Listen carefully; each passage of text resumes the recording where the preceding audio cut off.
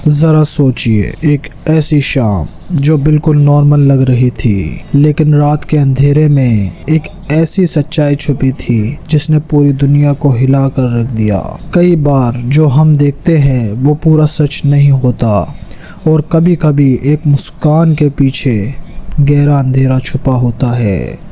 आज हम बात करेंगे उन्हीं क्राइम्स की जिन्होंने लोगों के दिल और दिमाग पर गहरा असर छोड़ा और सच और झूठ के बीच की लकीर धुंधली हो गई।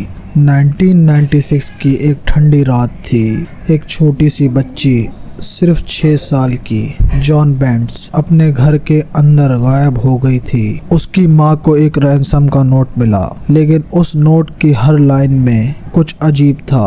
पुलिस ने घर की तलाशी ली, लेकिन 8 घंटे बाद जॉन बेंट्स की लाश घर के ही बेसमेंट से मिली। लेकिन ये तो बस शुरुआत थी। जांच के दौरान घर के ही लोगों पर शक हुआ, लेकिन सबूत काफी नहीं था। डीएनए रिपोर्ट्स, हाथ के लिखे गए नोट्स और उलझी हुई गवाही ने इस केस को और भी पहली बना दी पूरी दुनिया ने इस केस को करीब से देखा और थ्योरीज बनी, लेकिन असली सच आज भी एक राज है। आज तक लोग सोचते हैं कि क्या असली क्राइम घर के अंदर था या कोई बाहर वाला इंसान। और ये केस अकेला नहीं था। 1974 में डेनिस रेडर, जो बाद में BTK किलर के नाम से जाना गया, अपने शिकार को खौफनाक मौत दी। वो अपने क्राइम की जिम्मेदारी लेने के लिए पुलिस को खुद ही चिट्ठियां भेजता था और 30 साल तक पुलिस को चक्कर में डाल कर रखा।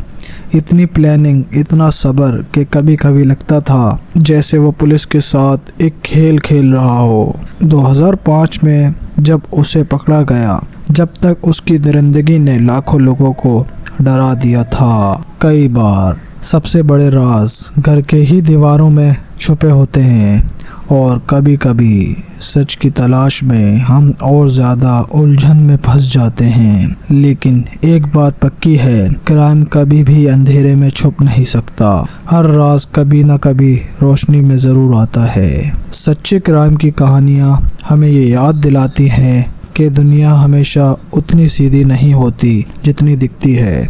हर मुस्कान के पीछे एक कहानी हो सकती है और हर राज एक दिन जरूर सामने आता है। बस कभी कभी उस सच तक पहुंचने में सालों लग जाते हैं। अगर आपको ऐसी क्राइम स्टोरीज सुनने में दिलचस्पी है तो हमारे चैनल को सब्सक्राइब करें और हर केस की एक नई पहेली और एक नया सच लेकर आते हैं।